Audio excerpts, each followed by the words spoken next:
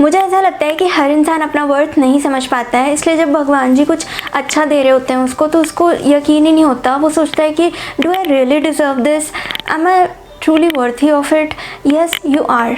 And जब वो girl room में आती है तो सबकी मुंडी उसकी तरफ घूम जाती है। इट डज़ नॉट मीन कि she is too good for you. I know तुम्हें ऐसे लग सकता है कि वो मुझसे क्यों ही बात करेगी, उसके तो ऑलरेडी इतने चाहने वाले होंगे जो उससे बात करना चाहते होंगे, तो she can choose from them, वो मेरे से क्यों बात करेगी टाइप। आई नो ऐसा हो सकता है, लेकिन ये हमेशा सच नहीं होता है, because not every one runs behind beauty. खासकर अभी के टाइम में सेंसिबल बॉयज़ को सेंसिबल गर्ल ही चाहिए होती है, ना कि कोई क्यूट दिखने वाली डम्बो। और जो लड़की क्यूट भी दिखती है, सेंसिबल भी है, वो कभी भी ऐसे बॉय से नहीं बात करेगी जो सिर्फ उसकी ब्यूटी की वजह से उससे बात कर रहा है, या वो अच्छी दिखती है करके उसे अप्रोच कर रहा है।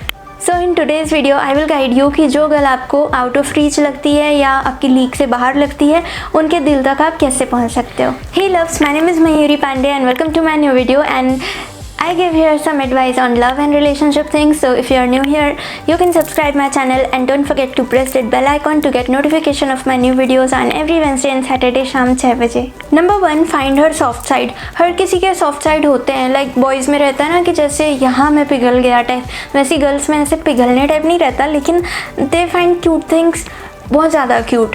तो आप क्यूट चीज़ें उन्हें दिखाकर या उनको अपने तरफ उनका ध्यान कर सकते हो, लाइक क्यूट पपीज़ या बेबी फ़ोटोज़ या रील्स, ऐसा कुछ दिखाकर, या रियल लाइफ में कोई छोटा सा पेट उसके सामने लाकर आप उसका ध्यान अपनी तरफ कर सकते हो और उसे बता सकते हो कि आप भी क्यूट क्रिएचर्स का बहुत ध्यान रखते हो। क्यूटनेस को एडमायर करने के अलावा भी गर्ल्स के कुछ सॉफ्ट साइड्स होते हैं जो आपको ढूंढने होंगे कि आप जिसे अप्रोच करना चाह रहे हो उसका सॉफ्ट साइड क्या है, लाइक वो किन चीज़ों को लेकर बहुत ज़्यादा सेंसिटिव है और क्या चीज़ें उसके लिए बहुत ज़्यादा खास है, कोई हिडन टैलेंट जो उसके लिए खास हो, या फैमिली, फ्रेंड्स, करियर, क्या है जो ऐसा जो उसके लिए बहुत बहुत मायने रखता है। कुछ ऐसी मेमोरीज होती हैं जो बहुत मायने रखती हैं, तो वो आपको फाइंड आउट करनी है और उस चीज़ की वैल्यू करनी है ताकि आप उस चीज़ को वैल्यू देकर उसे खुश कर पाओ। Number 2, maybe she loves music, talk to her about this new band you heard of. क्योंकि म्यूज़िक में जिनका टेस्ट अच्छा रहता है ना, वो ऑटोमेटिकली हमारे फेवरेट से बन जाते हैं और हम थोड़े से इम्प्रेस से हो जाते हैं उनसे, बिकॉज दे हैव सच अ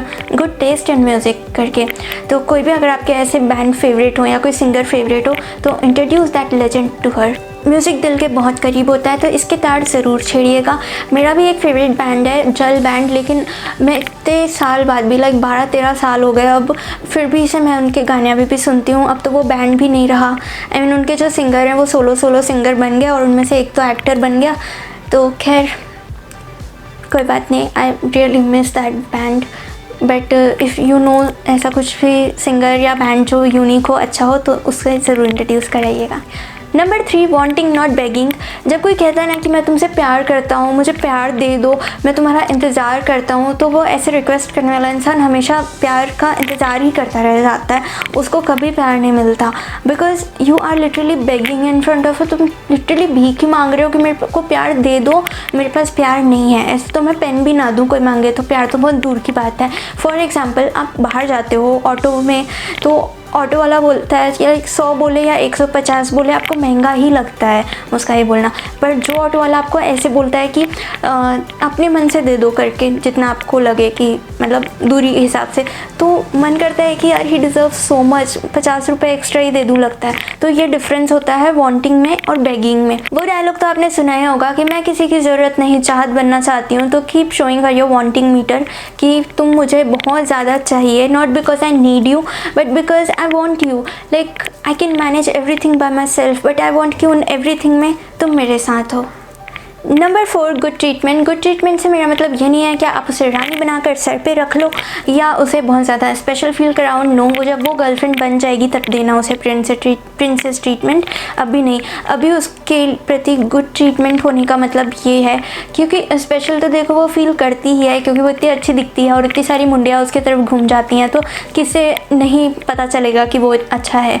उसको ऑब्वियसली स्पेशल फील होता ही होगा, बट आपकी तरफ से गुड ट्रीटमेंट मतलब ये होना चाहिए कि being humble in front of her and respectively उसकी बातों को सुनना, उसकी सोच को समझने की कोशिश करना। क्योंकि सुंदर लड़कियों को हमेशा यही शिकायत रहती है कि कोई भी ना उनके ओपिनियंस को ऐसा लुज्जड़ ही समझता है, कोई उनको सीरियसली नहीं लेता। सबको लगता है कि हाँ ये तो कभी कुछ अच्छा बोल ही नहीं सकती, कोई उस सीरियसनेस के साथ उसकी बातों को नहीं सुनता है। उन्हें लगता है कि ये तो ऐसे ही सब बोलती होगी ऐसा, जबकि ऐसा नहीं है। सुंदर गर्ल्स भी वैल्यू वाली बातें बोल सकती है, तो इफ़ यू विल वैल्यू हर बातें तो उसे अच्छा लगेगा। Number 5, gratefulness. ऑब्वियसली आप ग्रेटफुल फील करते हो जब आपकी दोस्ती हो जाती है उनसे, बट आप कभी कभी ऐसे बोलना भूल जाते हो, जताना भूल जाते हो उनको कि I am so grateful to have you as a friend, I am so proud to have you as a friend. ये एंड में ना एज अ फ्रेंड लगाना मत भूलना, क्योंकि ये रिवर्स साइकोलॉजी की तरह वर्क करता है। जब आप एक लाइन ड्रॉ कर देते हो ना कि या we are good friend type, तो फिर उसको ऐसा लगता है कि आप ना उसे लिमिट कर रहे हो, और जब उसे लगता है कि इफ़ मैं इतनी ही अच्छी हूँ तो वाई ही इज़ लिमिटिंग मी, तो वो कभी ना कभी तो ज़रूर ये बात आपसे पूछेगी कि ये एज फ्रेंड क्यों बोलते रहते हो, आई मीन तुम ऐसे लिमिट क्यों कर रहे हो। तब आपको बहुत ही ज़्यादा नॉर्मल आंसर देना है कि मैं जनरली बोलता हूँ, मैं लिमिट नहीं कर रहा हूँ, बस इतना सुनने की देरी, और फिर वो अपनी सारी फीलिंग्स वॉमिट कर देगी। Number 6, focus on her mind. खूबसूरत लड़कियों को हमेशा इसी बात से प्रॉब्लम होती है कि सब उनकी खूबसूरती से ही अट्रैक्ट होते हैं, कोई उनके अंदर झांक कर नहीं देखता कि वो भी एक इंसान है, उसकी भी एक सोच है, एक पर्सनैलिटी है। No one wants to know me, ऐसे वाला फीलिंग रहता है। तो आपको बस उनसे इतना कहना है कि आपके लिए खूबसूरती इतना मायने नहीं रखता है एक इंसान में। एक इंसान का माइंडफुल होना ज़्यादा मायने रखता है, क्योंकि खूबसूरती को तो एक टाइम के बाद मेंटेनेंस की ज़रूरत पड़ती है। कुछ लोग मेंटेन कर लेते हैं, कुछ नहीं कर पाते, बट बुरा तो एक दिन सबको होना है। नेचर और बिहेवियर ऐसा होना चाहिए जिससे प्यार हो जाए। Number 7, just because you think someone is attractive doesn't mean that person will be a good partner for you. Out of reach तक पहुंचने के लिए इतना desperately आगे मत बढ़ना कि तुम्हें उसके आगे कुछ दिखे ही ना, उसी के में ही कुछ ना दिखे, कुछ बुरा। तुम्हें ऐसे लगे कि हाँ वो अच्छे दिखते हैं, मतलब they are perfect, they look perfect, मतलब वो perfect partner है। ऐसे नहीं होता है, because जैसे भी वो दिखते हैं they cannot maintain their looks हमेशा, और इफ़ मेंटेन करेंगे भी तो उसमें बहुत ज़्यादा पैसे जाते हैं। तो डोंट थिंक कि वो ही परफेक्ट पार्टनर है। जब तक आप उसको जानोगे नहीं, समझोगे नहीं, तब तक आपको कैसे पता चलेगा कि वो आपके लायक है या नहीं, या आप दोनों के बीच बन सकती है या नहीं। तो फर्स्ट उनसे दोस्ती करो, और कभी भी उनको खुद से ऊपर मत समझो जस्ट बिकॉज वो आपसे ज़्यादा अच्छे दिखते हैं। तो अपने मन से ये बात हटा दो कि वो आउट ऑफ लीग है, आपके लीग से बाहर है type, because just like you she got insecurities and problems too. और अगर आप मेरी किसी भी बात से डिसएग्री करते हो तो कमेंट्स में बेझिझक बता देना मुझे, और अगर एग्री करते हो तो भी बताना। मुझे बहुत खुशी होती है जानकर कि मेरी सोच किसी को तो सही लगी। और thank you so much for watching this video. Make sure to subscribe my channel, like this video, share this video.